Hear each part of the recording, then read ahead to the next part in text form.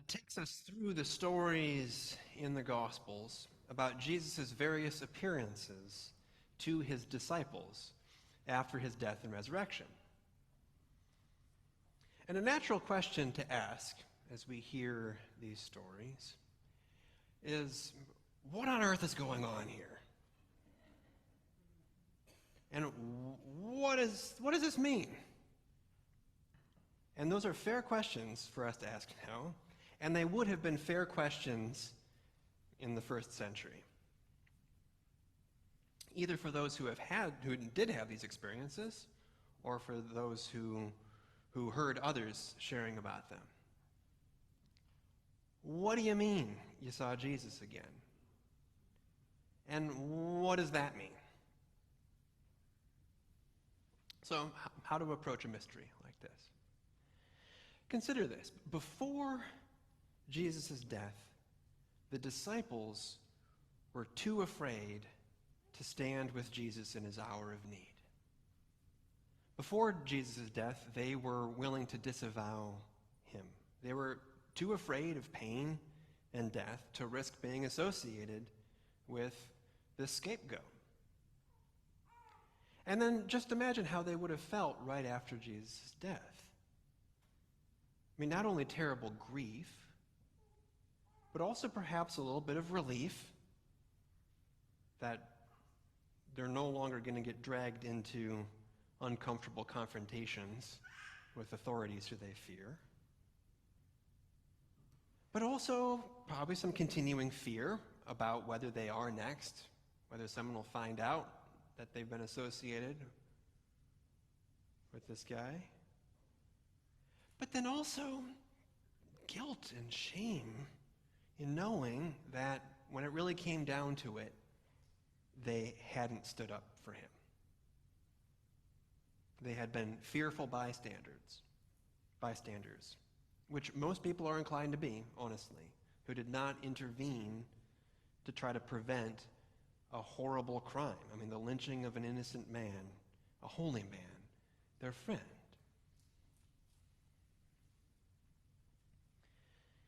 And then after Jesus' death, all of this changes somehow. After Jesus' death, the disciples can't stop running around talking to everybody they meet about Jesus. And doing so even if it gets them in trouble, and it does get them in trouble. They somehow grow to be courageous in the face of the threat of violence. And rather than just flagellating themselves with survivor's guilt, and with kind of recognizing that how cowardly, you could say, they behaved, they go around proclaiming forgiveness and mercy and reconciliation with God through Christ. They are not guilt-ridden about their prior moral failures. And in fact, they openly tell these unflattering stories about themselves. About how they, in this moment of need, in this moment of truth, they disavowed their dear teacher and friend. And they also aren't ashamed of Jesus' failure to be a self-respecting Messiah, who he didn't manage to do what it is the Messiah was supposed to do, which was liberate his people from Roman occupation. And I'll remind you, there were messiahs running around this time trying to do that, and then they managed to get themselves killed, and then people went looking for the next one. Like, okay, well, that guy wasn't it. But instead, these disciples stuck to him.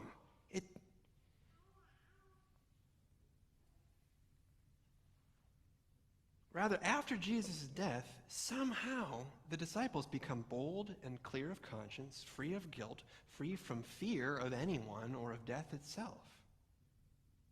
And they become dedicated to living lives of mercy and love and of generosity and faith and of courage and of healing and of hope and of openly proclaiming Jesus' revolutionary teachings about how to live in alignment with our holy Creator. So what happened?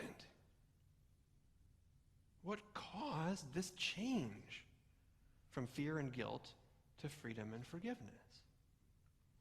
And the answer, according to the disciples themselves, is the resurrection. The answer is these strange and wondrous stories of encounter with this resurrected Christ. Stories that are charged with mystery and charged like thick with meaning. What does it mean? And in our story for today, from the Gospel of Luke, two disciples were traveling on the road a few days after Jesus' death to a town called Emmaus, where they encountered a stranger with whom they fell into conversation. And it was only after they invited this stranger to stay with them and to share a meal that they realized that it was Jesus.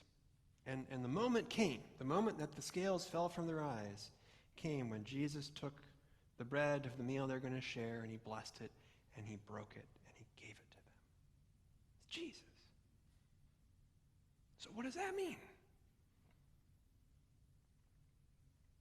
So now, a week before that, of course, leading up to his death, Jesus had done the same while sharing the Passover meal with his disciples. The Last Supper, he broke the bread, he gave it to them.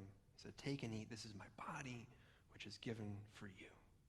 What does that mean? So back on the road to Emmaus, when the disciples encountered the stranger, what we now know is the resurrected Jesus, what he was talking with them about was explaining to them from the Hebrew prophets how they had foretold that the Anointed One, the Messiah, was bound to undergo this suffering before entering into his glory. And by the suffering, he means the shame of the cross. And whatever that all means, it has to have something to do with this astonishing transformation that the disciples underwent after Jesus' death, from being fearful and morally weak to being courageous and morally clear on behalf of Jesus' way of mercy and love.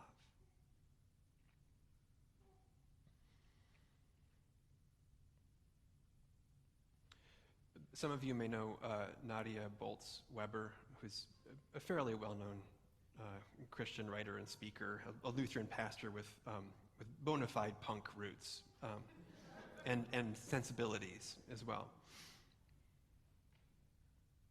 And her sense, I mean, she really gets grace in such a beautiful way, and really comes from an experience of recovery from addiction, and it's very powerful how she embodies grace. Anyhow, she's written, "The Christian faith, while wildly misrepresented in so much of American culture, is really about death and resurrection. It's about how God continues to reach into the graves we dig for ourselves and pulls us out, giving us new life in ways that are both dramatic and strong. Transformation." And in the call to worship that we shared today and on Easter, we said that darkness sought to overcome the light, but Christ is risen. Alleluia. Fear sought to cloud God's peace. Hate sought to destroy love. Death sought to triumph over life. But Christ is risen. Alleluia. And notice how all this is about transformational power. It's about a holy power that transforms life. There's a before and there's an after.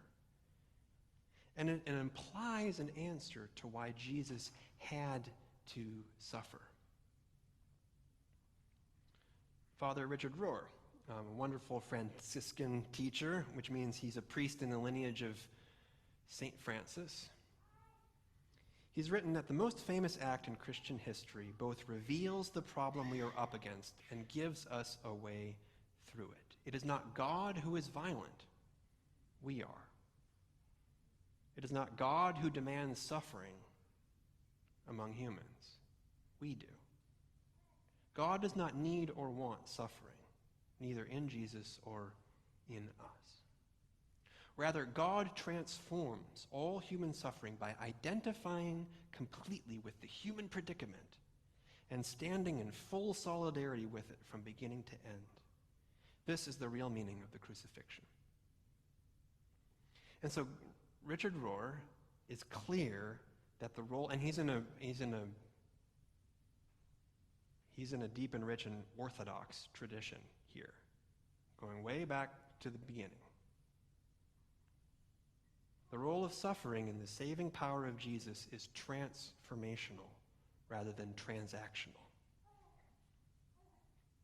Through the cross and the open tomb, Jesus exposes the sin of human violence, which the Hebrew Testaments are very clear is against God's purpose for human life.